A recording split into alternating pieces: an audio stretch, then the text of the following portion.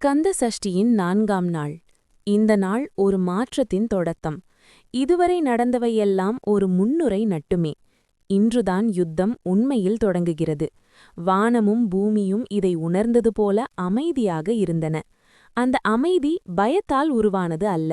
அது வரப்போகும் பேரதிர்வை எதிர்நோக்கும் அமைதி. போர்க்களம் விரிந்திருந்தது. இரத்தமும் தூசும் கலந்த மண் இன்னும் சூடாக இருந்தது. முந்தைய நாட்களில் நடந்த மோதல்களின் சுவடுகள் எங்கும் தெரிந்தன. சில இடங்களில் உடைந்த ஆயுதங்கள், சில இடங்களில் விழுந்த உடல்கள். ஆனால் இன்று அந்த போர்க்களம் வேறொரு உணர்வை சுமந்தது.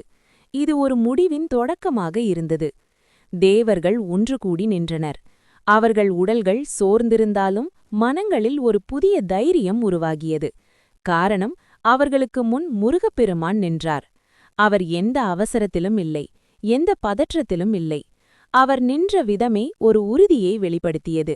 தர்மம் இன்றைக்கு பின்னடையாது என்று சொல்லும் உறுதி. முருகன் மெதுவாக முன்னே நடந்தார். அவருடைய காலடி மண்ணை தொடும் ஒவ்வொரு நொடிக்கும் போர்க்களம் அதிர்ந்தது. அது பயத்தால் அல்ல, அது தெய்வீக ஆற்றலின் தாக்கம். வேலாயுதம் அவர் கையில் இருந்தது, ஆனால் அது இன்னும் உயர்த்தப்படவில்லை. அது ஒரு எச்சரிக்கையாக இருந்தது. இன்னும் நேரம் உள்ளது என்று சொல்லும் அமைதியான எச்சரிக்கை. அதே நேரத்தில் அசுரலோகத்தில் சூரபத்மன் தன் படைகளை அணிவகுத்தான். அவன் முகத்தில் கோபம் இருந்தது. ஆனால் அந்த கோபத்தின் ஆழத்தில் ஒரு கலக்கம் மறைந்திருந்தது.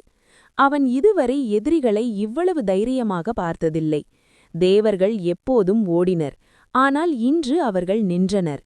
அவன் புரிந்து கொண்டான். காரணம் தேவர்கள் அல்ல, அவர்களுக்கு முன் நிற்பவன். சூரபத்மன் தன் படைகளுக்கு கட்டளையிட்டான்.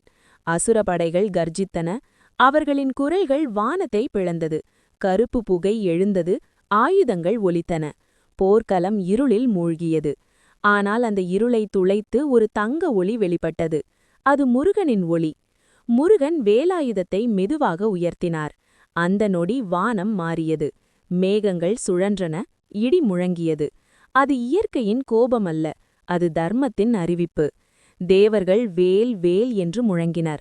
அந்த முழக்கம் போர்க்களம் முழுவதும் பரவியது. அசுரர்களின் மனங்களில் நடுக்கம் ஓடியது.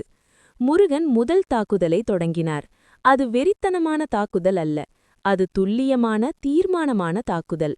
வேலாயுதம் பறந்த ஒவ்வொரு முறையும் ஒரு அகந்தை வீழ்ந்தது. சில அசுரர்கள் வீழ்ந்தனர், சிலர் ஓடினர், சிலர் தங்கள் சக்தியை இழந்தனர். தேவர்கள் இதை பார்த்து மீண்டும் போரில் ஈடுபட்டனர். அவர்களின் சோர்வு மறைந்தது. போர்க்களம் முழுவதும் ஒலியும் கலந்தது. ஆயுதங்களின் மோதல், வீரர்களின் முழக்கம், மண்ணின் நடுக்கம். ஆனால் அந்த எல்லாவற்றிற்கும் நடுவில் முருகன் அமைதியாக இருந்தார். அவர் போரில் இருந்தாலும் அவர் போரால் கட்டுப்படுத்தப்படவில்லை.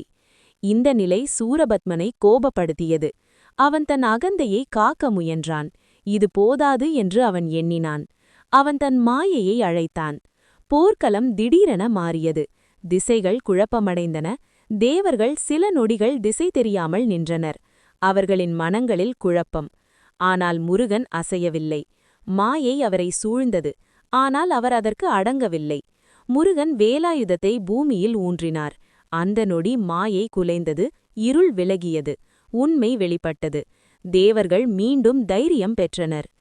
இதுவே 4ஆம் நாளின் உண்மை. இது யுத்தத்தின் ஆரம்பம் மட்டுமல்ல, இது அசுர அகந்தையின் முதல் பெரிய குலைவு. சூரபத்மன் இன்னும் தோற்கவில்லை, ஆனால் அவன் முழுமையாக வெல்லவும் இல்லை. அவன் மனதில் ஒரு உண்மை விதைக்கப்பட்டது. இந்த யுத்தம் எளிதானது அல்ல. நாள் 4 முடிவடைந்தது. போர்க்களம் இன்னும் சூடாக இருந்தது. யுத்தம் நிற்கவில்லை. ஆனால் ஒரு நிலை தெளிவானது. தர்மம் பின்னடையாது. முருகன் இன்னும் முழு சக்தியை வெளிப்படுத்தவில்லை. அவர் காத்திருந்தார், சரியான நேரத்திற்காக. நாளை யுத்தம் உச்சத்தை நோக்கி செல்லும். நாளை அகந்தை உடையத் தொடங்கும்.